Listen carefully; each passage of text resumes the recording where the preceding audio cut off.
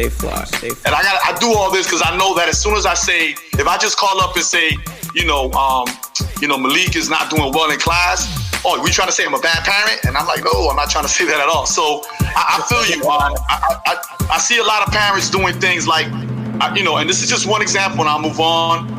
I've had students that'll sleep in class, and I'm like, yo, what time you going to bed?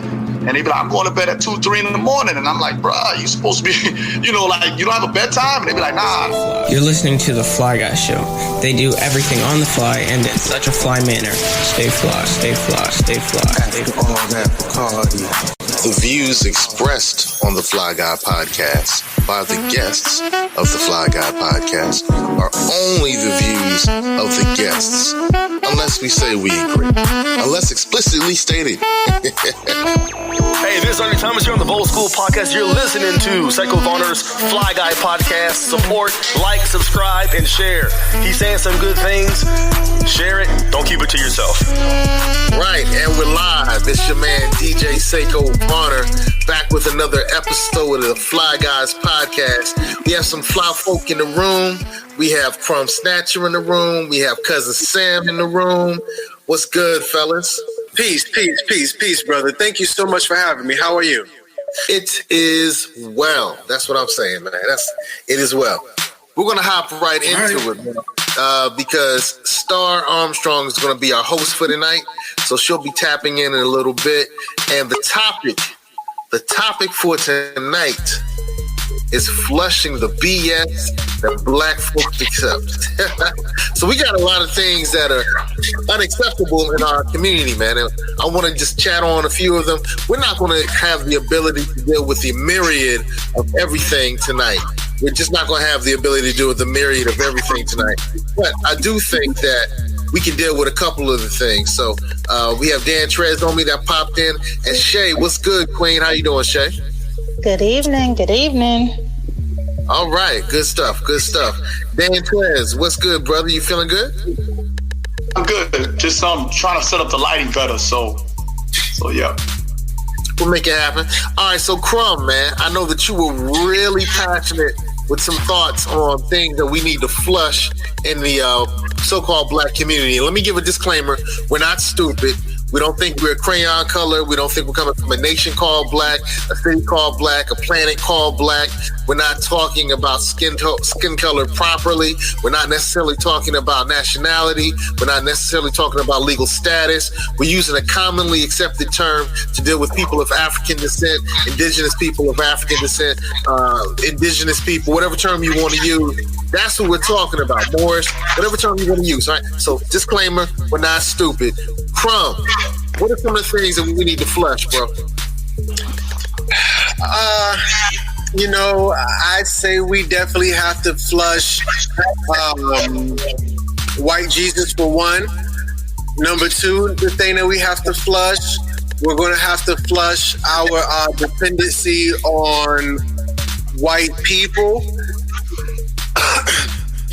Number three, the third thing that we're gonna have to flush is we're gonna have to flush this language. We're gonna have to get away from this whole English language that we're speaking. Why do you say that, bro? Why do you say that? There's a curse on the language.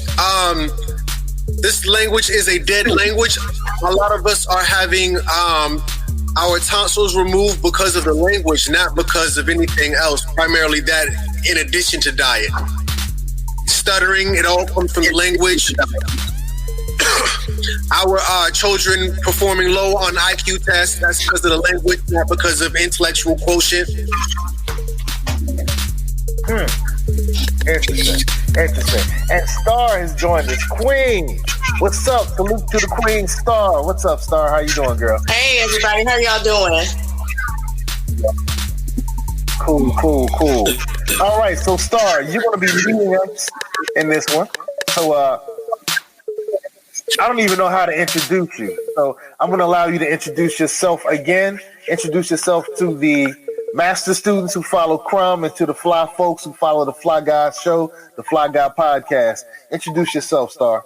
Greetings, everybody. It is good to be back in here. My name is Star, and I am an author, a motivational speaker. I have a nonprofit organization called Clever Communities in Action. I am an advocate for our people. I have many years of working with our youth. I am passionate about everything that relates to our community. I am the granddaughter of freedom fighters, originally from Gadsden, Alabama, and then grew up in VA. It is my pleasure again to be up here with everybody. Did you guys already, I know I'm a little late to the party, did everybody else already introduce themselves?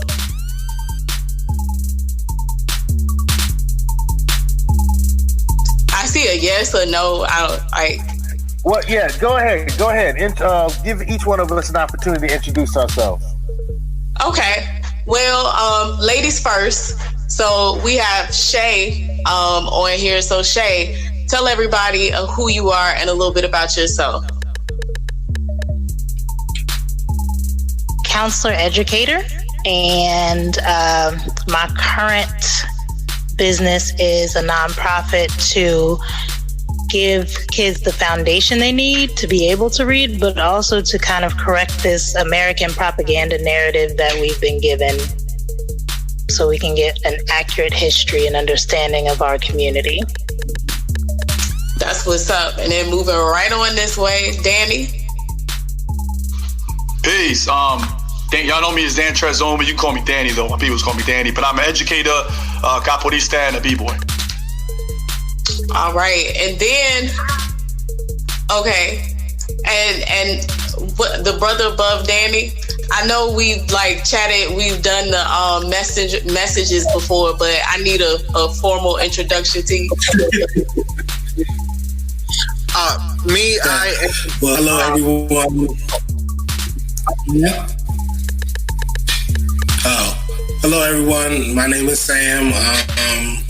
I'm an accountant by trade, and my cousin, he was interesting perspective. Come join us. You always have something to say. All right, cool. So here I am. I'm enjoying all of this. This is great. I'm glad to be back. A lot of things happened, so I couldn't join you. I'm just happy to be here. Okay, Sam, what's your area code? I'm in DC. Okay. I just wanted to make sure about something. All right, and then Seiko, have you already introduced yourself? I did. I'm the God-loving, God-fearing, nocturnal hip-hop poppy Africano me llamo DJ Seiko Varner, back with another episode. And I love the fact that you're in charge this time, Shay. So I'm going to step back, salute the goddess, and fade to the darkness. And I'm Star. But okay, and then last but not least, the channel, the host that we're on, Crumb, I guess everybody watching knows, but in case somebody tuned in off of us and they're not familiar, then tell everybody who you are. Peace and love. I am your humble brother, Crumb. I am a master's student. I am a talking head. I am a scholar who researches and teaches from a original perspective, melanated, carbonated, Black, Moorish, Indigenous, Aboriginal, what have you. Anything and all things our people is where I'm going to speak pertaining from. That's what's up. So we got a super panel here. Like some of you all, I know, I've listened, like Danny, I subscribed to your podcast today. I checked out where my killer tape at and Don't Raise an F-Boy. I really enjoyed that. Shout out to that. Y'all make sure you subscribe to Where My Killer Tape At by Dan Trez on me if you haven't already. Shay, I know personally. Seiko, I know personally. And Sam and Crumb, I know some stuff about you. So this is going to be interesting. You guys were kind of like what we're going to be talking about today. And I'm like, things might move around in a lot of different ways. Just let it be what it be. Like we got quite a few different personalities up here, but one common goal and thing that unites us, and that's the love of our people. So Seiko and I were kind of talking, and you know, our conversation went from misogyny in the community, a lot of different ways, but something that kind of was like the undertone of the conversation. We started talking about our youth, talking about the way that a lot of men treat women. And the thing that came up was the L word, love. A love or lack of love. The treatment of others has a lot to do with how somebody views themselves. And so one of the things when Seiko was talking about the youth that he works with, I'm talking about the children that I work with. And I said that a lot of the actions that we see, the way the children, some of them talk to each other, the way that we see things set up in our community, a lot of times everybody ready to drag one another. I have said that a lot of our babies suffer from what I call a love deficiency. So my remedy for that is that we have to exercise what I call guerrilla love fair tactics. Like we've heard about guerrilla warfare tactics, but I say guerrilla love fair tactics and what that looks like when we're dealing with our youth. But if that's how we have to deal with our youth, like the way children are, when issues are not addressed, then they become adults who suffer from the same things, and this spills on to other people, right? And it permeates through our community. So I think, I'm sorry, I'm reading and talking. But I think one of the things that we wanted to start talking about today was how we interact with one another. Like I was talking to Seiko about the fact that I see everybody is always here for the dragging. Okay, like they're ready to drag. We are ready to run. If there is a disagreement, we're not getting ready to talk this out. We're getting ready to be like petty. You know, I'm seeing grown people who brag about being petty, like, yo, I'm petty. But then if we have children with petty behavior, we are trying to stop that or correct that, right? We're ready for a dragging. So let's talk about it in the beginning. Like, how do you all think we as a community, because we're all here talking about a love of our community, but do we show that all the time, or do we put forth the effort? Are we seeing that being put forth and how we communicate and how we interact with one another? Somebody, anybody. I'm gonna go. Can I go first? If that's cool. Sure. No, I think first of all I want to say that was a dope phrase. I'm gonna start using guerrilla love. I'm gonna start using that because I think that's really dope. I'm just gonna say that I work with young people, of course, and they're between the ages of 16 and 24. And I know we do what's called the ACE. I don't know if you guys do that where you're at. We do what's called the ACE, an ACE test. Not a test, an ACE evaluation. I think Seiko, you might be familiar with it. And they ask them a series of questions, and if they score like a 4 and above, they're gonna have a lot of they're gonna suffer from a lot of trauma. Mm-hmm. So I deal with youth who, I'm gonna say about 68% of the population that I deal with, they score with a 5 and above on that ACE evaluation. So they've been victims of sexual abuse, physical abuse, mental, emotional, drug abuse. So I deal with that consistently on a day-to-day basis. And they do not come from a place of love. So I've had students tell me, hey, the only way we'll listen to you is if you cuss at us and if you yell at us and if you berate us, And I know that I'm not old school, so like even when I talk to my babies, I don't come from that place where I'm cussing at them or yelling at them. I just really try to talk to them, negotiate, bring things back, discuss, and try to give them a better understanding. So I agree with you overall. That is the case. I think what happens is when we have, and I think with the operative term is debates, right? When we have these debates, when we have disagreements with one another, adults.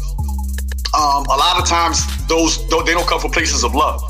I'm not saying that when I have a debate with someone and it gets heated, that I'm not gonna speak to them the next day. I think that's I don't think we work that way. I just know that a lot of us operate from this idea that where my lane is the right lane. And I see this happen a lot too. Like when we talk about activism, when we talk about consciousness raising.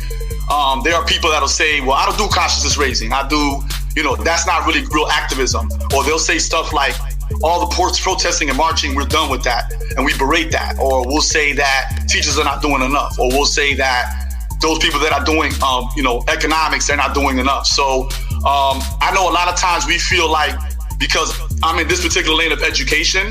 A lot of people in my field will say someone who's teaching black economics is not doing everything they need to do, or someone that's doing consciousness raises is not doing what they're supposed to be doing. But it's a multi-pronged attack. White supremacy is a multi-pronged attack. So we have to defend ourselves in a multi-pronged fashion and also attack in a multi-pronged fashion. So it's real easy for me to look at someone who's doing any other kind of activism and look down upon it, and that's not fair. And I see that happen a lot. We like to degrade other people for doing the work that they do and not seeing it as something that's worthy of the liberation of our people. Word. Yeah, you said a mouthful there. The degradation in our interaction, and like you said, not necessarily coming from a place of love. Like I said, I see so much. I'm here for the dragging. I see it on Facebook, Instagram all the time, and it'll be people who are supposed to be about our people, and everybody is ready to see somebody get dragged. And I'm like, it's real easy to say, you know, black this, black people that, you know, I love my people for the culture, but and I mean, it'll be just disagree, you know, things that people disagree about, not necessarily something that's a threat to, you know, the advancement of our people. Just, you know, somebody says something you don't like and you ready to drag them and talk about personal features and all kind of crazy things. Crumb, I'm interested in your thoughts. Oh, well, you know, I had talked to Seiko earlier, and I said, you know, what are we going to be talking about? And he said that, well, matter of fact, I don't think he said we were going to talk about it, but he just mentioned drag culture. And when he said it, I was like, I'm sorry, excuse me. I was like, hold on. I hope he's not talking about, no. He said Star wants to deal with drag culture. She's very interested in drag culture.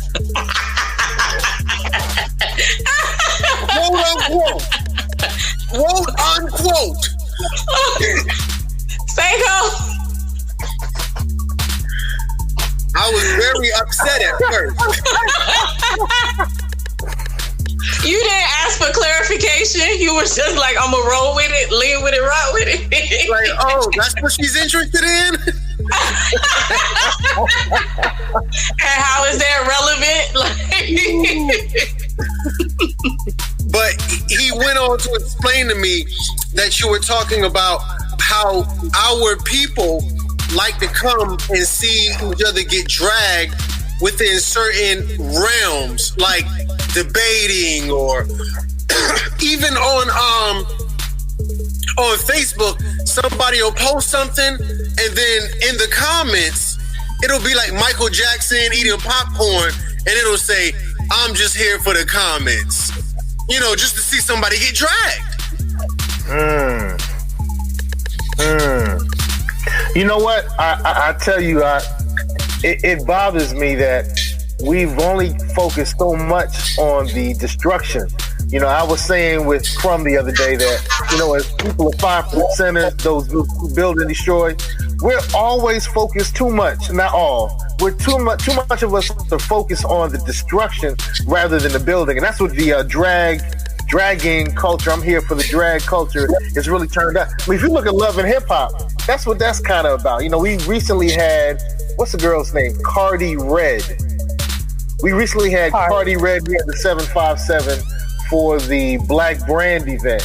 And it was interesting to me because we had Dr. George C. Frazier on stage, and he was talking about how we need to work together, our business have to do this, and we have to stop doing certain things. And I was like, wow, a lot of the things he's talking about are part of drag culture, which Cardi Red is a part of.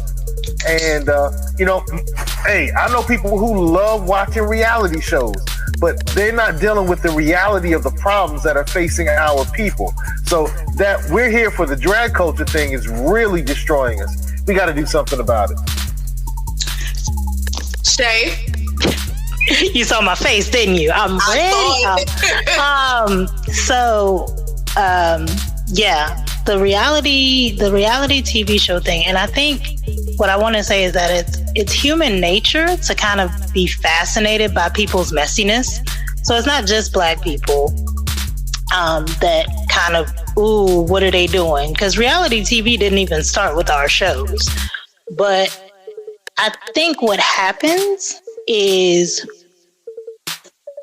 we have a couple of things going on where we've kind of taken on the colonizer mindset. And we also have media that feeds us, right? And so like World Star Hip Hop, The Shade Room,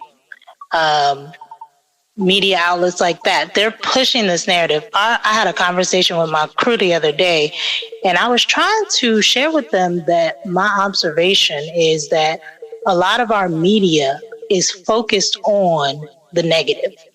It's focused on the trauma of the Black community, and it celebrates it. And that's not something you see as a prominent feature in other cultures. But when you look at who controls the media, okay, but why are we getting that narrative?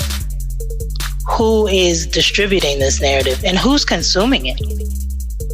So we're consuming it, but so is the rest of the world. Hip hop culture is huge, huge.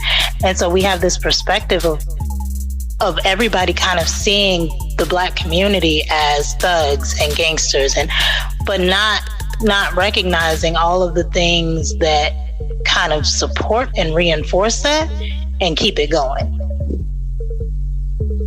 I agree. And you brought up a great point in the fact that it's not just our community that does that. I don't know if the fact that we've coined a phrase for it, but I have an affliction of being a comment reader. And so definitely on Facebook and everything, I'll read articles, I'll be on YouTube, and I see white people coming for each other like, oh my God. So it's not just us, but I think y'all heard of Black Twitter. Y'all y'all know about the dozens. Like we put, some extra sauce on everything. And like, we've said before, or like the saying goes, if everybody else has a cold, I think it says flu, or we had a flu or pneumonia. So when you're dealing with a community that has already been, adversely affected in so many ways, we do want to point out that these are not things that are just happening within our community, but we do want to understand the effects of it happening in our community. And then Shay, you brought up the point of, who is there. There's a particular channel where every time, because I have notifications from it, and it's always something bad. It's like a person got shot, a white woman cursed out Black. It's just that over and over again. And I think people call that trauma porn. So it's a lot of that circulating around. And it's interesting now that we have the ability to create our own content. I even see some popular content creators where when they're beefing, everybody tunes in for that as well. So, and we have the ability now, like Crom has a huge following, and we're here today, and so many others to, kind of work on that. And so I think we need to move forward talking about like why this is important. We're not just saying this for feels, like, everybody love, let's all love, what the world needs now is love, love, love. It's bigger than that. It's deeper than that. Like the way in which we move and we want to accomplish these goals, I'll say love and respect. Because saying that I want to see you get dragged, and more so respect. I would not take delight in seeing any of y'all being dragged. Like, I won't take delight in anybody Black being dragged unless they are someone who is proven to continuously be a threat to the advancement of our community. So, when you said continuously, how many chances are we going to give folks? Let's set a standard. I think and I think when we talk about a community code, that is important, and so many things are relative, because I guess you could say, like, what is it? Like there may be some things that you're like, okay, we told you once, we told you twice, third time. And then there's some things that is like, bro, you're out. Like, you out. But I want to hear from Sam. Your thoughts? Well, I have to say this. my thoughts are, it comes from, I think, low self-esteem, and with social media now in this day and age, everyone is seeking attention. It doesn't matter if it's positive or negative. And when it comes to YouTube or any social media platform, when you come for somebody, when you drag them, when you read them, you get followers, you get likes, you're retweeted. And for a lot of people, it gives them a sense of self-esteem. And I think in our community, because we get so much negativity, yet everybody wants to be like us, we sometimes will take this as me or some sort of validation when people are here basically for their entertainment, to get their rocks off. You make them feel good, you entertain them for 5 seconds, and they're off to whatever else makes them feel good and strokes their ego. But I think as a community, before we can gather, we have to find a way to mend our own heart and find a way to love ourselves in a very different way. We can't live our lives the same. Like Crum always talks about how comparing things with us and white people, we have to do things a different way. And we have to formulate what that means for us. The problem is we allow to set narratives for us, and then we accept them the other way around, that we set the narrative and we set the tone. Love and Hip Hop, all of those franchises, when you look who owns them, they're not by us. Mona Scott may be the executive producer, but when we talk about ownership, it's a person of color. They're the ones who profit the most off of the buffoonery that we see. And now, unfortunately, we have a generation that is being rewarded for bad behavior. So what people do, and they say, hey, they get on TV, I want to now be a reality star. I can make some money, whatever I want to do, and I get rewarded for dragging people, talking about their skin complexion, how they look, how they dress, all of that. So now we have a society that rewards us for bad behavior. And I think we as a generation have to do what it's. Now, do we know all the answers? No. But I think a lot of it starts within our own communities, and we have to set higher standards. You just said a mouthful. You said a mouthful. The first thing you talked about is low self-esteem, and that kind of falls back. And we know that there are hundreds of years of historic things that happened that created this low self-esteem that, like I always say, being human can be difficult at times, period. And then interjected things going on in society that could make it that way for just about anybody. But you add all of the historic things that have happened to our community on top of that, things that, put low self-esteem on the community. And then you have a recipe for disaster, potentially. So I think that's and a lot of the overcompensation, or like you said, people coming on trying to find self-esteem, trying to, drag somebody to say something negative, to come for somebody, to make them feel good momentarily. The social media has become another drug. Like when they said cocaine is a hell of a drug, Facebook is a hell of a drug, Instagram is a hell of a drug, and I think people are injecting themselves daily. So yeah, Seiko, what you got to say? Wow.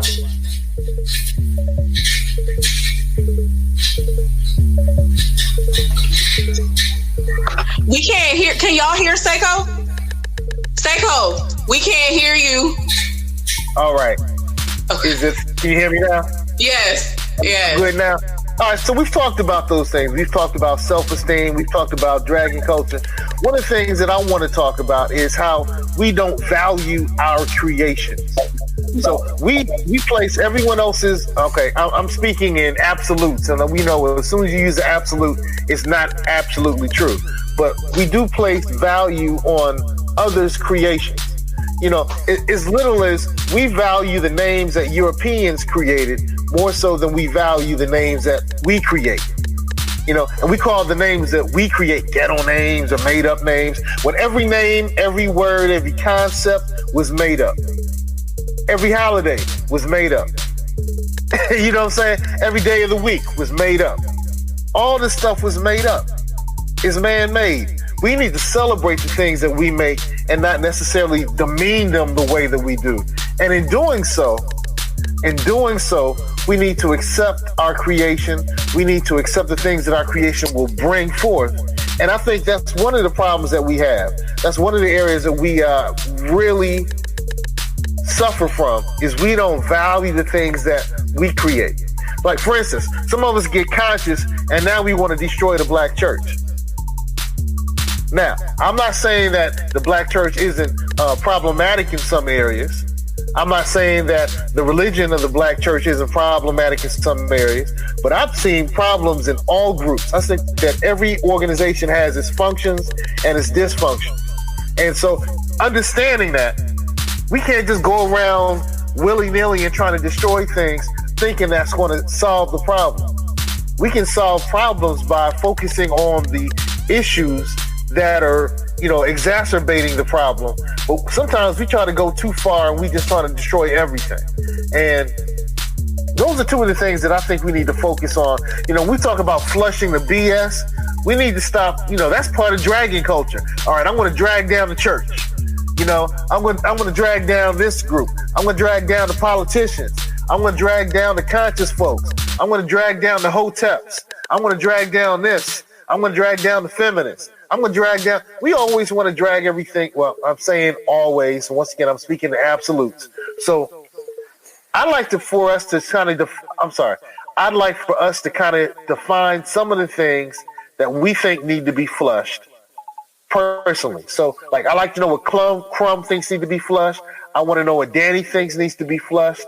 Danny's probably going to come from his black male feminist piece. That's going to be interesting to hear. I want to hear what Shay thinks needs to be flushed. I want to hear what Sam thinks needs to be flushed. And I'm not in charge. So this is all on Star's permission. So with your permission, Star, I think that we all have some things that need to be flushed. And we can start with you, Star. What are some things that need to be flushed? Well, I think it's, anti-black sentiments. I think what needs to happen is establishing a code. Like, as you guys go around and start talking about things that need to be flushed, because when you said destroy the black church and people want to destroy everything, what we want to destroy are certain behaviors, certain actions. And I don't even think it's strategic to say things that people hold so near and dear to their hearts. Like, you're not going to pull people off of that just by telling them, saying negative things about it. But I think, we can go around and identify certain behaviors, certain patterns, certain things that need to stop, rather than looking at individuals. So that's what, and I'm interested in hearing what everybody else has to say as well. So, Shay, what are some things that you would like to flush?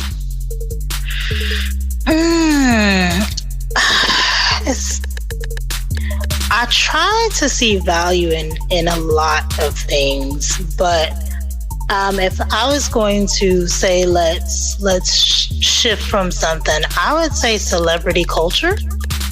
The worship of money, the idea that, they made it, that's what I want to do. I want to make money, like Sam was saying. It's like, whatever gets me what I need is what I want to go for. And I think we really need to get away from that and start being able to say, okay, is this good for me? Is this good for my community? Those two are great, sis. Definitely. Celeb culture has us, listening to people like Dan Trez's friend Clifford. That's what the celebrity worship does. people are quoting him as somebody who we need to listen to and follow. Y'all's boy T.I. What you said about the worship of money, everybody's trying to secure the bag. And I think a big thing is going back to a community first standard. Like you said, instead of thinking about how does it benefit me, how does it benefit the community, my community? So next, Dan Trez, what are you flushing? I was really, early, when I texted everybody yesterday, I was really looking for a specific subject, and then I kind of feel like this is like really broad. I try to be real careful when we say things like this, because I don't really think that I'm in the business of policing like certain behaviors. I don't think I'm in that business. But I will say that, piggybacking off of what you said when we talked about Clifford, I do think, and Malcolm X talked about this all the time. He talked about how we look at a lot of our leaders as celebrities and athletes. And I wish we could really move away from that, because we know more about who our athletes are versus who our local community activists and community people, community servants are. And I think we need to start bigging up those community servants in our discussions. I'm in the podcast lane, so I really try to interview people who are doing things for the community versus trying to get someone who's making a lot of money, being a celebrity, et cetera, et cetera. So I wish you would really focus on that. And it goes back to what you're teaching in the home, right? Who are we celebrating in the home? Who are we talking about in the home? Who are we talking about in our classrooms, right? I know oftentimes in our classrooms, when we ask our students to talk about leaders, they'll say somebody like Oprah. They'll say somebody like, Michael Jordan. They say somebody like Missy Elliott, who, I love Missy Elliott. I love Oprah. I love LeBron James. But, I always encourage my students to look for historical figures, particularly, modern, that are doing things now that are not celebrities. So I'm going to piggyback off what Shay said about celebrity culture. But I also piggybacking off of what Seiko was talking about, we do need to value what we create. I really am all for that. I'm all about, shout out to Kwanzaa is coming up. My favorite Kwanzaa principle is kujichagulia, which is self-determination. And I really think that's my favorite Kwanzaa principle. And it's probably the only Kwanzaa principle I follow throughout the entire year. Because we're supposed to be following all the principles throughout the year. It's probably the only one that I follow throughout the year. So I need to do better on that. But we need to teach more self-determination. We need to really support that and really teach the history of our people, because we are doing a horrible job on that. I was on Crumb's show a couple weeks ago, and I talked about that, how my generation really failed the generation because we don't really teach the history of our people, because we can't expect no one else to do it. Word, that's definitely important. And I want to say this, Seiko, you did a close up. Shout out to Dan Trez and his beard game. I haven't seen you in a long time. You definitely got that thing going on there. That's what's up. So you said the one thing I want to ask you though about policing behavior. I don't want to be into that either. And if I feel like I'm charting, like heading there, I try to check myself, because we are not monolithic. But however, I think it's about setting code standards, because a lot of us have talked about, we work with youth, and if you have a household with a man and a woman and children in it, or whomever, if it's more than one person, or even in your household with yourself, and if other people are coming in or just with yourself, we usually set code and standards in our classroom, with how we deal with each other, whatever. So I think that's more so what we're kind of throwing out as things to look at to establish a code here. But definitely, like you said, if I could jump back in, and I'm not slighting anybody. I'm not slighting anybody. But one thing I don't do is I don't do respectability politics. That's one thing I don't do. And respectability politics is the idea that our oppression is rooted in how we act. I don't do that. So I tell my students all the time, I'm as ratchet as they come. I'm from the projects. I act a fool. I turn up. When I clock out, I turn up. You know what I'm saying? Most of my students will tell you if they see me in the supermarket, it's because I'm in the wine section. So I really try not to really police behaviors. Yeah, when it's time to work, and any of my students will tell you, the way I get down, when that bell ring, we work to the next bell ring. We work. You're going to work in my class. You're going to write. You're going to read. We're going to do all that. But I try not to really police behavior, and I don't do respectability politics at all, because our oppression is not rooted in how we act.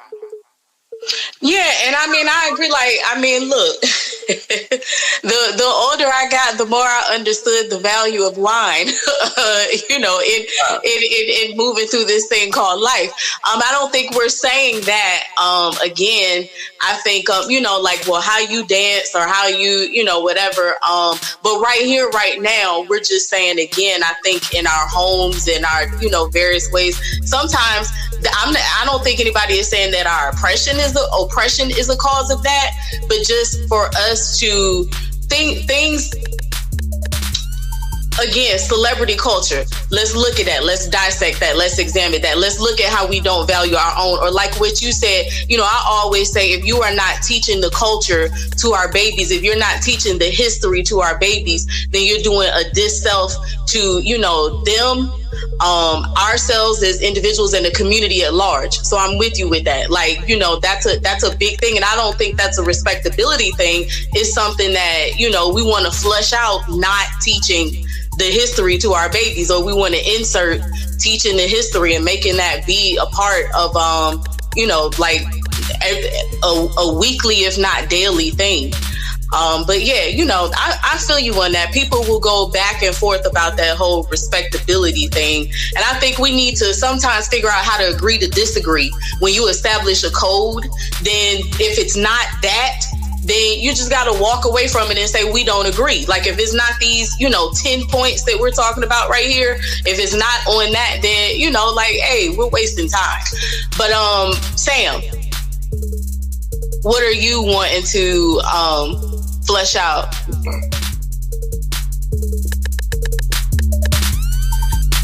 Is Sam unmuted? Okay. I think Sam is muted. All right, so okay. What I want to flesh out is, can you all hear me? Yeah. Yeah. Okay, all right, cool. All right, what I want to flesh out is self-deprecation, because I think we take on, this is my personal belief, not everybody may agree, but I believe that energy, we have to be mindful of the energy to ourselves. And I think a lot of times activity of people are portrayed in society. I think a lot of times we ingest that in instead of rejecting it and creating another narrative. And I think that when you hate yourself, it's easy to do things that perpetuate and create negative stereotypes. That's why I'm saying it's up to us to start creating and start playing this generation and generate positivity to see ourselves in a different light. The fact that Miss Universe and others, they're Black, and how much is being celebrated, and of good things that Black people are doing in this country and world. What we have to begin to do is we have to begin to focus on those things, because we're our walking representations for society, for Black people as a whole. Because recently for my birthday, I went to the Philippines to celebrate with my Pinoy family, had a great time. But I remember I'm a person. How I walk, talk, everything. I represent every Black person on the planet, even though I'm not responsible for every Black person on the planet. So what I'm saying is we all have to begin to start a narrative. We're going to have to reject these negative narratives and stop allowing ourselves and even those in our culture true about all.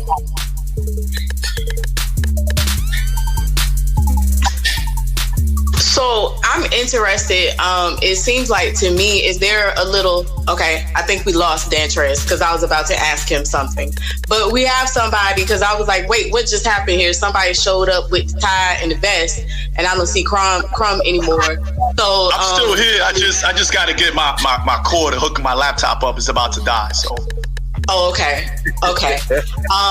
Well, while you're handling that, we're gonna get the brother that's suited and booted down here. What's your name, sir? And Eddie. Eddie. All right, Eddie. How are you doing this evening? I'm well, thank you. All right, great. Glad to have you join us. So what we were talking about, since you just dove right in, you're going to get in it, double dutch right into this. Yep. What are your thoughts about some things that you would like to see flush, that we should flush out of the Black community? We've had Sister Shay, who said celebrity culture. She said, let me see, the worship of money.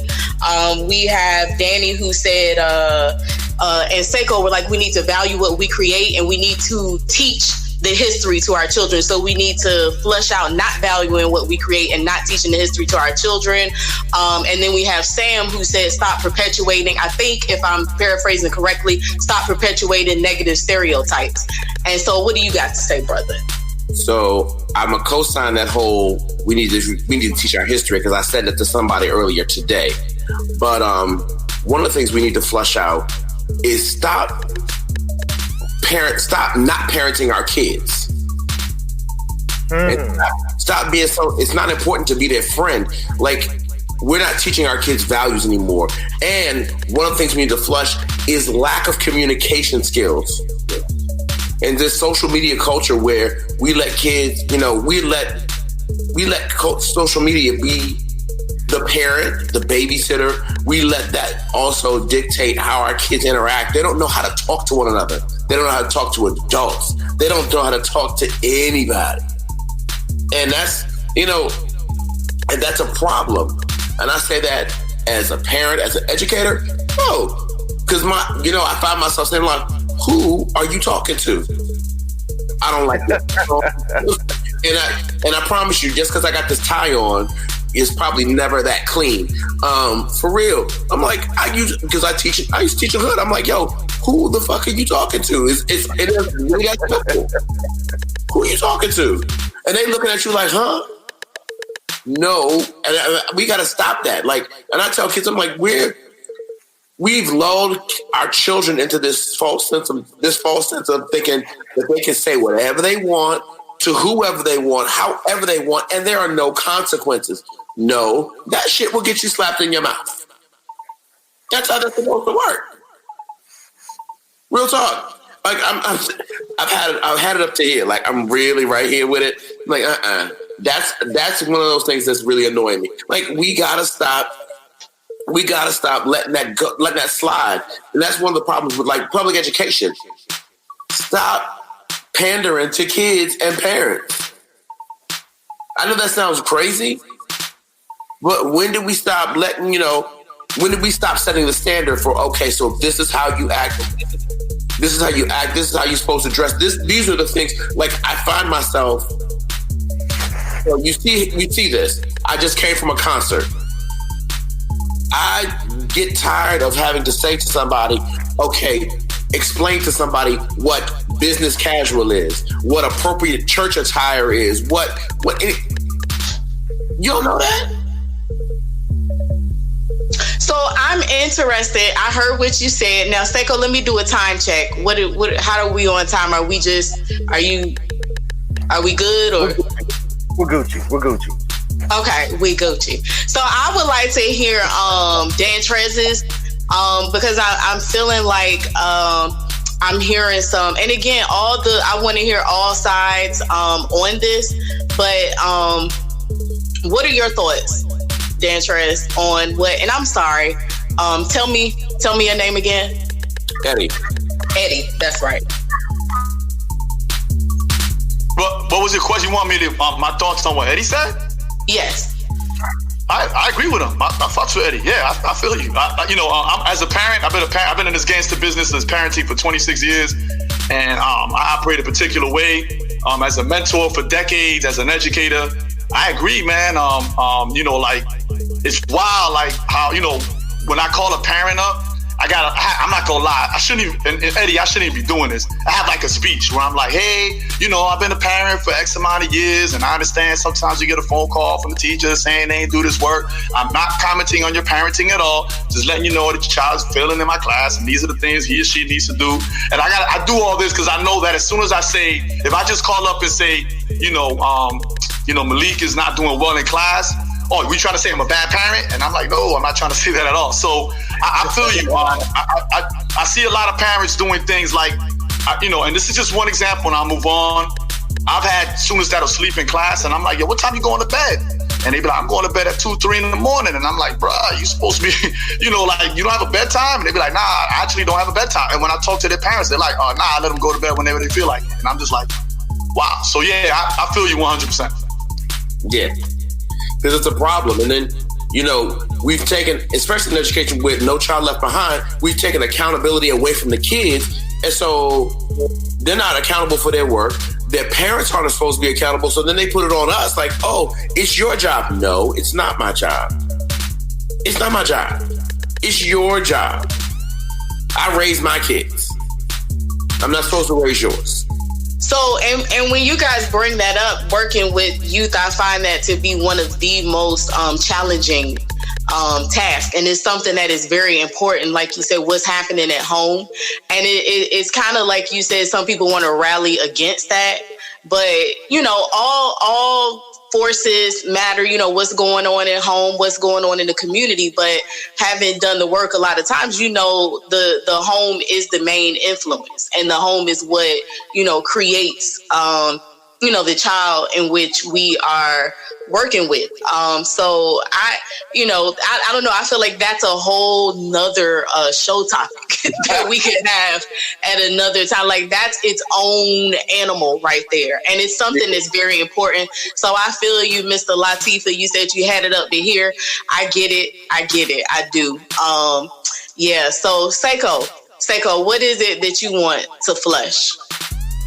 Well, I mentioned that we need to flush the tendency to not value our creations. I mentioned that we need to. All right. But one of the other things that I think we really need to flush, we need to flush the way we approach the political system. Now, you and I talked about this last time. There's some groups in the political realm that take us for granted that we're going to support them.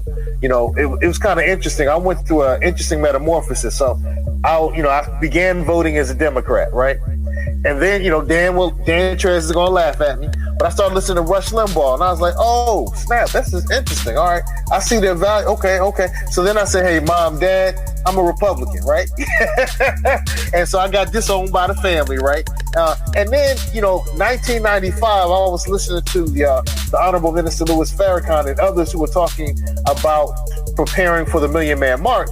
And they said, we need to remove ourselves from all political parties because that's the only way to become empowered. And I thought about that for a year or two, and then I pulled away for both of them. I was like, you know what? I'm not a D, I'm not an R. I'm definitely independent. I'm looking for the best plan. I'm looking for the best solution for our people at this particular time. I think we need to stop. Like, for instance, there's a lot of us who are celebrating that Trump was impeached. And I'm like, that's a nothing burger. It hasn't improved your life. It hasn't, it hasn't done anything good for you. And I'm not sure if it's going to. So I think we need to start saying, hey, and I said this in the last live, I am a registered voter with a voting history. I have 150 people with me. You need to do something that's part of my agenda to get my vote.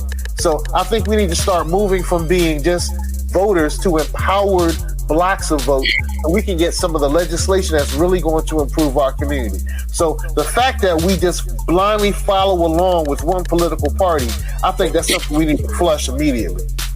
Well, I agree. Go ahead, Eddie. I was say I don't know if we need to flush that. What we need to flush is the Electoral College. That's the bullshit in the ointment. Real talk, because the Electoral College was meant to help, these smaller states, but at this point, it's not helping. It's kind of balanced out.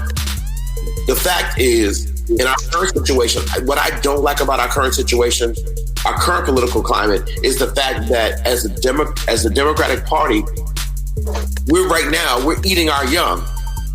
We're eating our young in terms of, okay, so everybody's trying to get the nomination. Well, while you pick each other apart, Orange Cheeto is getting this. Like, are you kidding? So now, after you have picked each other thin, now we got to put this up against this little bad toupee wearing orange. I'm sorry, and it's real personal because I'm in DC and we want him gone, like now, like really. You know what I'm saying? So that's my issue. It's not even. It's about, because in our current situation, it's about, look, what do we do to get this bastard out of office? Because he got to go. Now, I don't say I would not say technically that, to say that the impeachment's a nothing burger. Nah, it's a call to arms that finally somebody's going to say, you know what? You got to be accountable for your crimes. Dude, you've committed treason. These are just 2 articles. Bro, people are dancing in the streets over this impeachment, and I'm like, look, things have not changed. But I mean, he's not going to get... Well, okay, so here's the thing. Removed. We know he's not going to get removed because you have bitch McConnell in the Senate.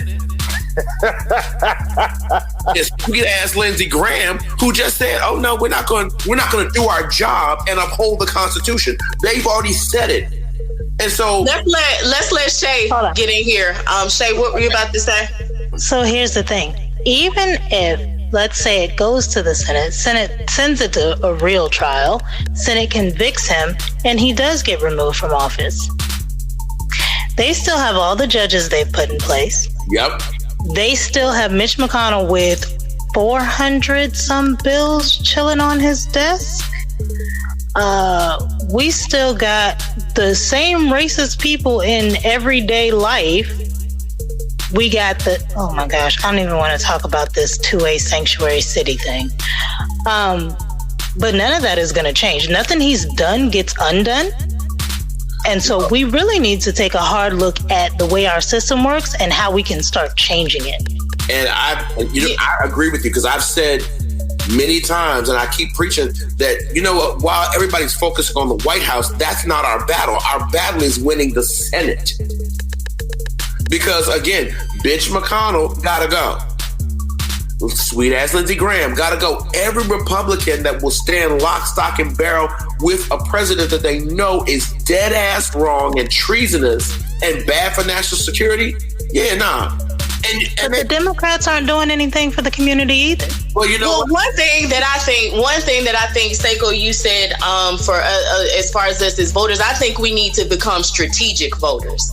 I think that we need to have strategy when it comes to these different things. And one thing, like when you were talking about the Black church earlier, I have said that I feel like, because I say that the Black church, probably followed by things that happen with fraternities and sororities, are the things that get the most Black people en masse at one time consistently. And so I feel like churches should start incorporating classes like a politics for dummies. And I know that 501c3s are not able, they can't advocate for a particular candidate, but that's not to say that you can't educate people on the political process.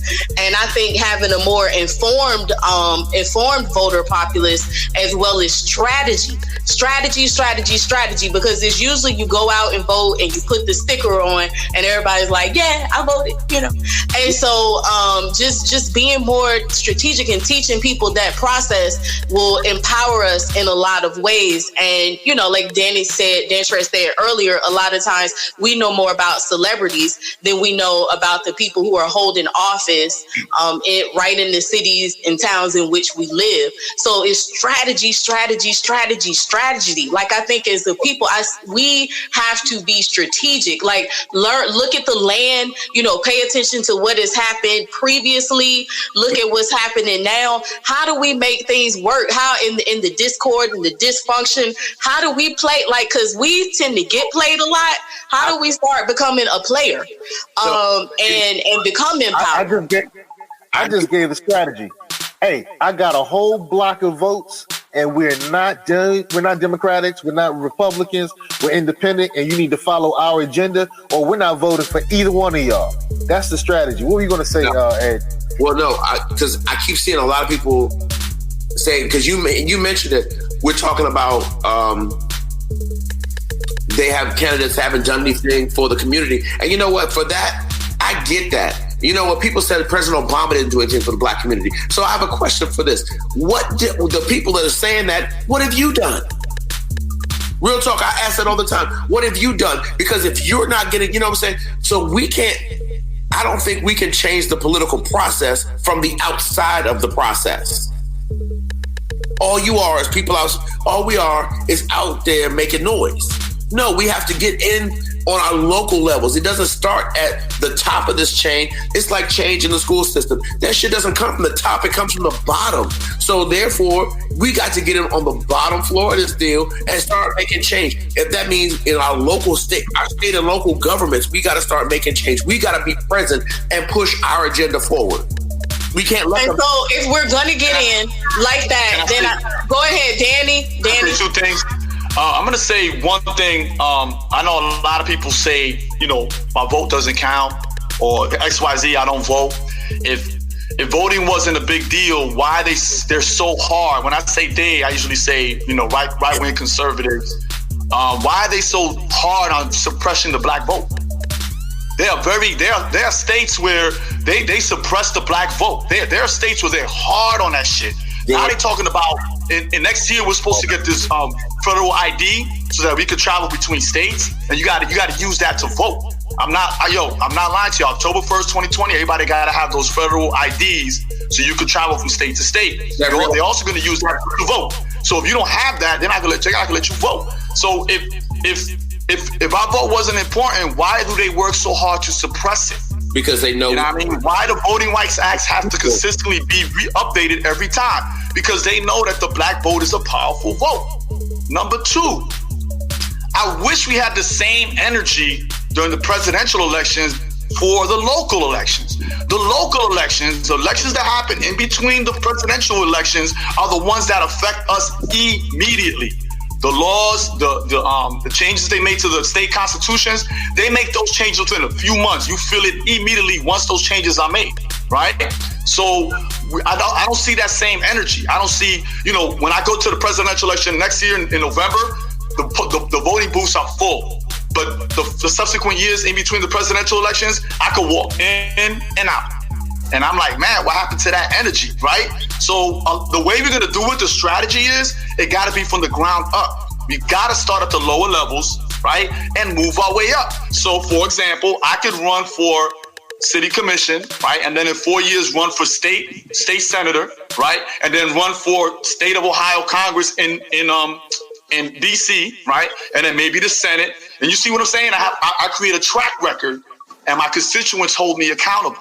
But I have to start from the bottom, and I have to work my way up. And it's going to take a couple of years, right? But we think that if I just vote right now, tomorrow everything's going to change. And that's not how that shit works. Not at all. So we are in a microwave society, but I think another issue comes back to a lot of people don't even know what those positions are that you named and how they affect their lives. Like how closely they affect their lives or impact their lives. So I really think, like I said, it'd be dope, just putting this out there. I'm probably not the person who could create it, but who could help, is a politics for dummies type thing. And I really put a lot of onus on the church again when it's the one that gets the most black people. I remember one day I was going somewhere and I actually wasn't driving.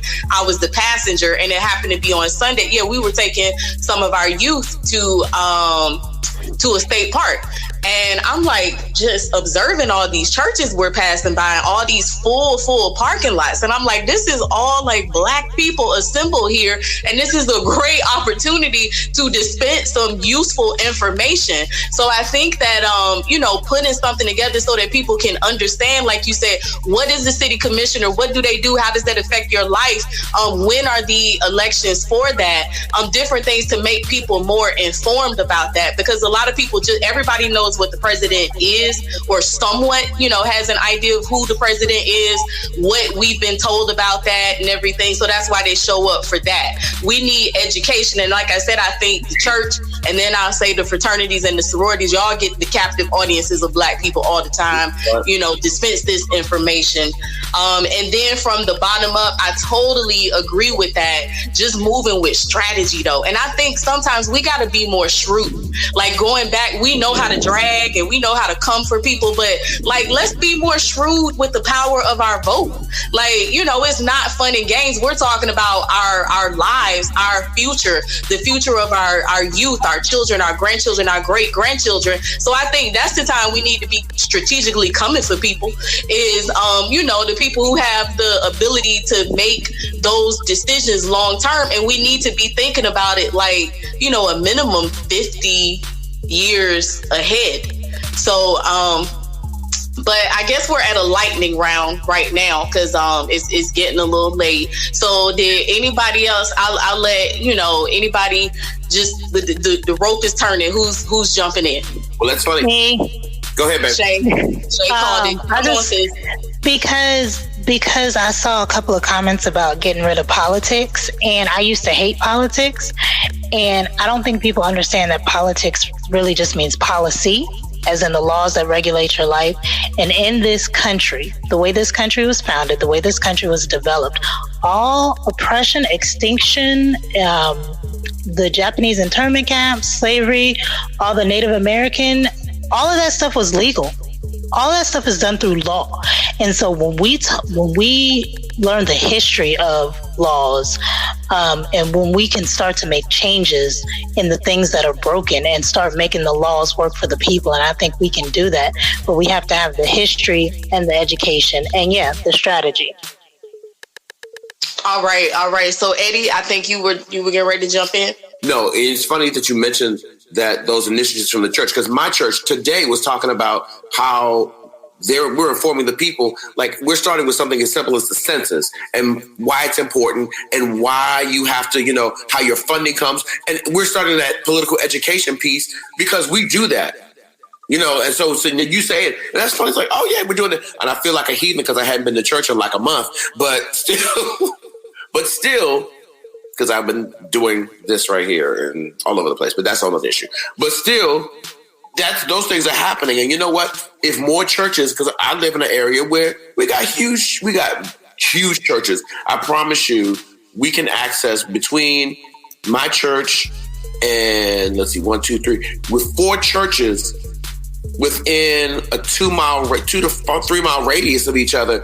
I promise you, we access over 75,000 people. Seriously. Wow. Because I'm serious. We got some of the biggest churches, literally, probably again within a 5 mile circle. Yeah, we access about 75. I know half of Prince George's County goes to First Baptist Church of Glenarden. So if your church can, be a leader, or, link with other churches, then I'm not saying that it doesn't happen, but I think we all can agree that it's not happening to the degree in which it could or should be happening. But I'm going to give props to your church for actually doing that. Like, that is great. So we just need to see that happening more and more and more, because a lot of them are on the prosperity gospel or just the, the scripture and, the religious aspect of it, and not the practicality a lot of times. So, because whatever you attend, you are still a human being who navigates in this world and who is affected by the policy, as Shay stated. So, that's dope for your church to be doing that. Sam, real quick, did you have anything else you wanted to add? I think there might be a little delay.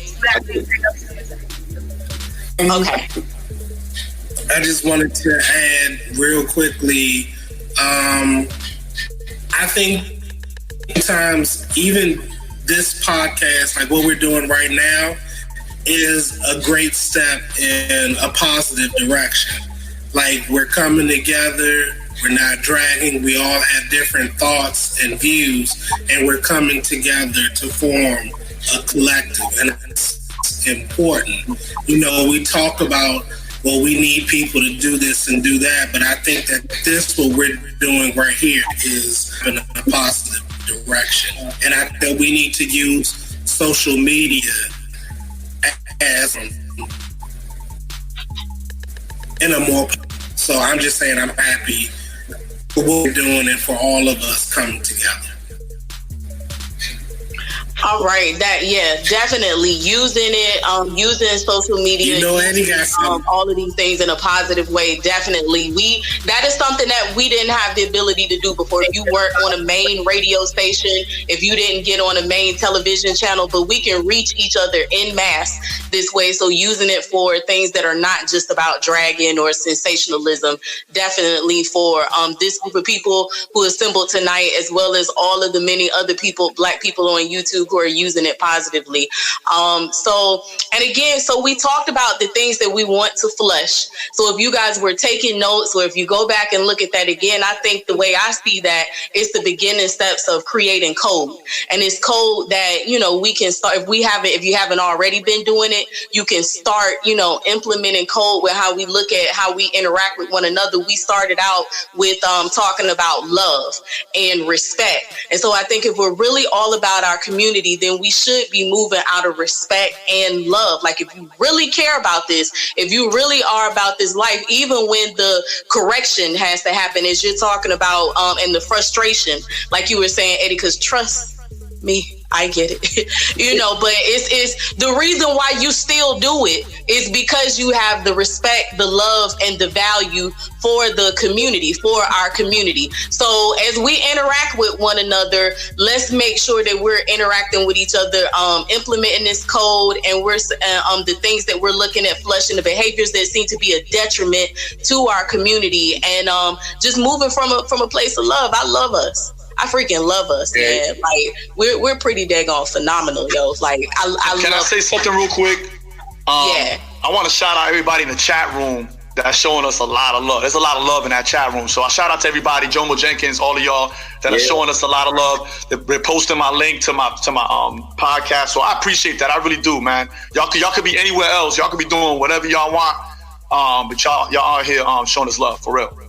Yes, you guys. I was going to get to that. And y'all, you know, pardon me, because I'm kind of like, the YouTube platform is a little different for me. But I do see it popping up there. And thank you guys so much and I see some very interesting and dope and useful comments that you guys are adding to the discussion. We definitely see that and appreciate that. It's the 10 o'clock hour on the East Coast, and y'all are sticking it out with us. So thanks so much. And I want to shout out a special sister. Her name is on here, I think, Kay Croftus, and her IG handle is Kai Creatress, a dope sister that I met through this channel. If you guys want to follow her and show her some love, Kai Creatress, and she does some really great drawings. She taught me some things in the short period of time that I've gotten to know her through this channel. So I just want to say what's up to that sister. And everybody who is tuning in, we appreciate you all. Thanks to Crumb for the platform. And Seiko, did you? Yeah, I want to give a couple of last words. Like, right now we have the image from Dear Black Man, I Need You. Star, talk about that real quick, because that's one of the ways that we're flushing out some of the BS. So this Dear Black Man, I Need You is book that I wrote, and having a lot of years of working in our community and with our youth, what motivated me to write this was just the understanding. A lot of times I've been in situations where my group was all Black male teens, and even with my babies, when I had the babies, which would be a mixture of boys and girls, just the need for our brothers at our best in the community, and how I see things playing out when you guys are there, and the difference of how I see it playing out when you all are not there. So that book just speaks to the need of our men, and how powerful it is when we are working in sync as Black men and Black women for the betterment of our homes, our youth, and our communities. You can get that on Amazon. Yeah. Big ups to you for that, because you know what? I'm glad that somebody recognizes the fact, and I say this as a Black male educator, that there's something magical about the way that we interact with kids and our ability to connect with kids. And the problem is that most systems are not equipped to handle that. They want your Black face, but they want you to be a Black man that is going to do what you're told. Herein lies most of my problems, because, well, I don't conform to that. I just don't conform to that. And it's, you know, and I've told superiors, I'm like, you know, how you handle things is different, and how kids respond to you. You're the one in the classroom crying because little Johnny won't sit down, or he done called you a bitch or something, or cussed you out or something. I done looked at Johnny and told him, I will punch you in your throat. And Johnny has sat his whole tail down, because it's a whole different level of respect. And how we handle things, they expect you to, you know, a lot of systems, you know, they want a script how you interact with young people. And so as a Black man, that's not it. That's not how that works. But well, and I feel like it takes two to create a human. So when we're both, when the children are getting both energies at their best, because nobody just being there, because you could be there and you could be a detriment. But, you know, like being Anita Baker and giving it the best that you got. I told you I'd speak on song. So anyway, that is what we need. And so sometimes I feel like one energy is written off, and what we want is us working in sync, us working in tandem. I think, you know, the sister's presence is important, and the brother's presence is important, and let's not forget that. I value the dope Black men in my life, just like I value the dope Black women in my life, and I was raised from 12 to an adult by a single father, obviously a Black man. So, Seiko, yeah, was there anything else you wanted to say before we peace out? Stay fly, stay fly, stay fly, stay fly, stay fly, stay fly, stay fly, stay fly. The views expressed on the Fly Guy Podcast by the guests of the Fly Guy Podcast are only the views of the guests, unless we say we agree, unless explicitly stated. Stay fly, stay fly, stay fly, stay fly, stay fly, stay fly.